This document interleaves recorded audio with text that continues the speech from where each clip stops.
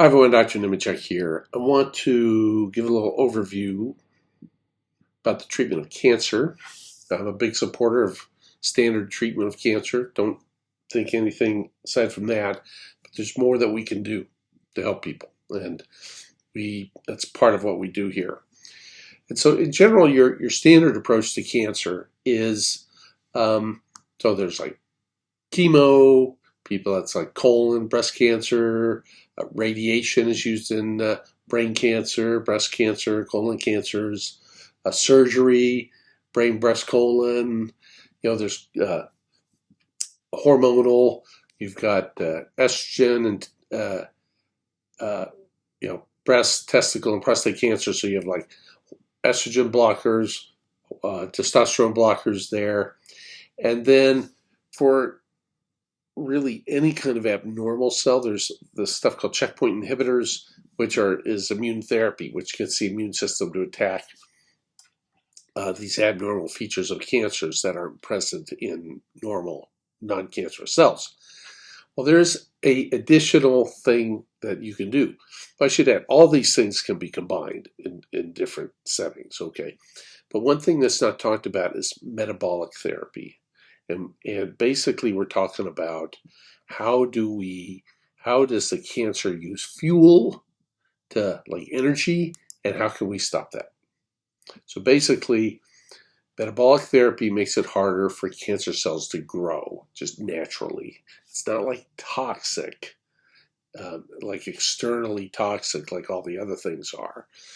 It is, think of it as internally toxic. So, important point, cancer cells need lots of blood sugar or glucose, okay? Lots.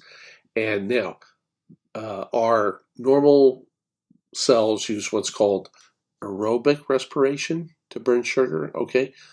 You get more energy per glucose molecule. It's more efficient, all right? Cancer cells use something different. It's called anaerobic glycolysis. It's less efficient, but they can burn sugar faster. So they can burn it faster to support their growth. And because of this, cancer cells often need 10 to 20 times the amount of blood sugar to divide as compared to a normal cancer cell. Okay? And they divide fast and they grow fast. Okay? Now, this feature of blood sugar use by cancer cells is the fundamental aspect in a PET scan if somebody's had cancer. Okay, so let me explain. So what you do in a PET scan is you inject somebody with what's called a radio-labeled sugar, fluoroxy D-glucose.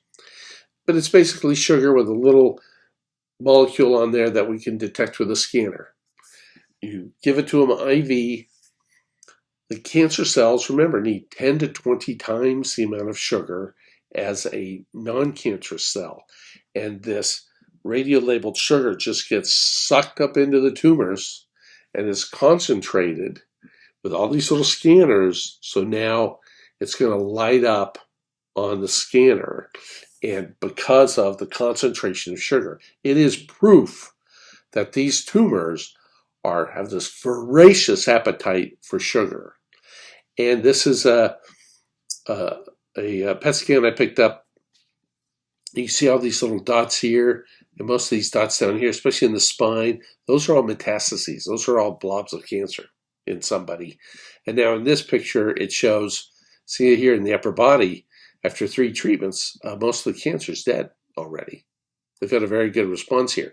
Now down here is the FDG will concentrate in the kidneys and the bladder and some in the intestinal tract. So that's all kind of normal stuff. That's not cancer. But it's all these dots are cancers that are needing lots of sugar, and once you kill them, they don't show up. So that's basically what your PET scan is. Okay? So the 2 compounds that we use here are a compound called dichloroacetate, DCA, and a common prescription medication called Metformin. Basically, both of these make it hard for the tumor to burn sugar. and other things. And in particular, the dichloroacetate does that in great degree. It really makes it hard for the tumor to burn sugar. And when it's trying to get around this sugar blockade that the DCA, when the cancer is trying to get around this DCA sugar blockade, it goes through this other pathway and it will actually trigger what's called apoptosis or death. Okay?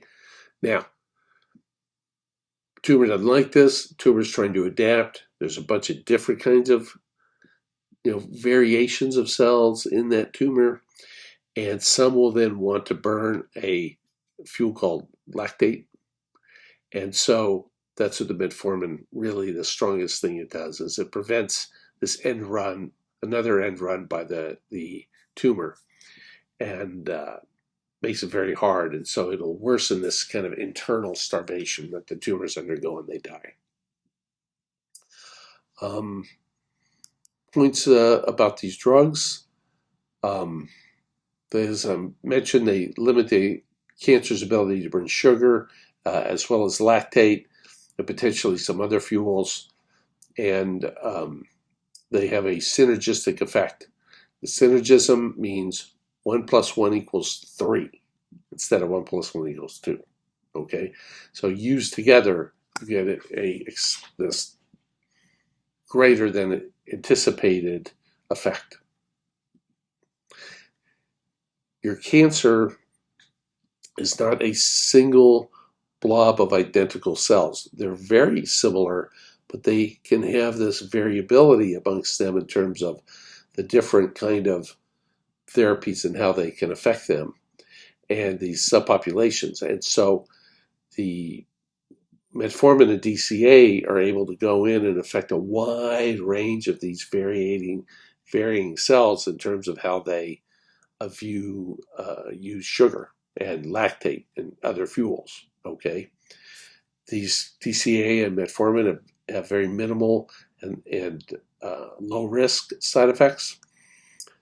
And the nice thing is they can be combined with your other cancer therapy. And that's actually one of our requirements here to assist people. They need to have an oncologist. They need to be working with an oncologist because these DCA and metformin, say your treatment's radiation therapy, there's studies showing they'll make the radiation therapy more effective, or they'll make chemotherapy more effective. And we've had some patients where they've actually stopped the chemotherapy early because they had such a strong response from the chemo with our DCA and metformin. So it's something that people can add.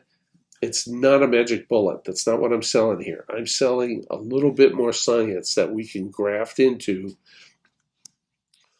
all the standard approaches. Okay? And people will say, well, why won't the oncologist use this? For the life of me, it's a typical thing. It's like, well, it's cheap. There isn't a big drug company promoting it. It's kind of like about blood sugar stuff. They aren't really into that. Okay, and but we have many patients on a wide variety of different cancer treatment, and we have the DCA and the metformin, and they do exceptionally well. Even people with very, very advanced cancer. We've had people come back from near death, and they're off most of their standard treatments, their common approach therapies. They still follow up with their oncologist, and we maintain them on metformin and DCA, and they do well for extended periods of time. So that's all for today. I hope that's helpful for everybody, and otherwise, have a nice weekend.